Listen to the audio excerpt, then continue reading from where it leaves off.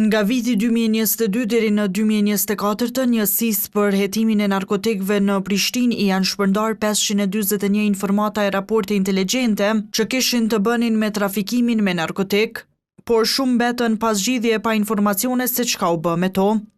Kjo është evidentuar në raportin e inspektimit për njësinë e hetimit të narkotikëve në Policinë e Kosovës të bërë nga Inspektorati Policor. Numri i informatave që kanë përfunduar me raste është 220 sosh, derisa për 321 të tjera nuk ka gjetje ose ende janë aktive. Në drejtim të rritjes së efikasitetit në trajtimin e secilit raport inteligjent apo informat, IPK është njohur me faktin se është i nevojshëm kthimi i informatave kthyese për zosin, me që numri i tyre mbetet i ulët. Sipas këtij raporti, zyrtarët policor asnjëherë nuk e bëjnë planifikimin në fazën e hetimeve teksa thuhet se vërejët angazhimi mangët për zbatimin e të gjitha masave të fsheta.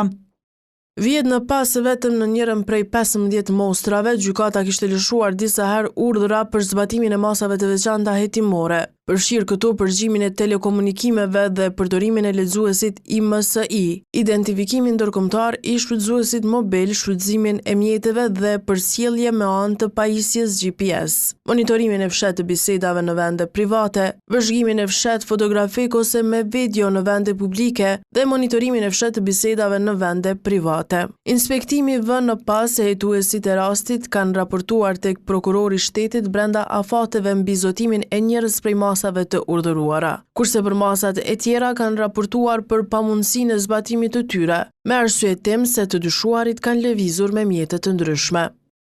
E në rekomandimin e parë dhënë për institucionet përgjegjëse thuhet se duhet të vendosen mekanizma të brendshëm të kontrollit që hetuesit të mos kenë qasje në informacione të klasifikuara pa kaluar verifikimin e sigurisë. Ky raport i publikuar në fund të janarit vën në pas se njësia që heton drogat funksionon konform strukturës organizative dhe gjendja me burime njerëzore është e përmbushur në masë të madhe.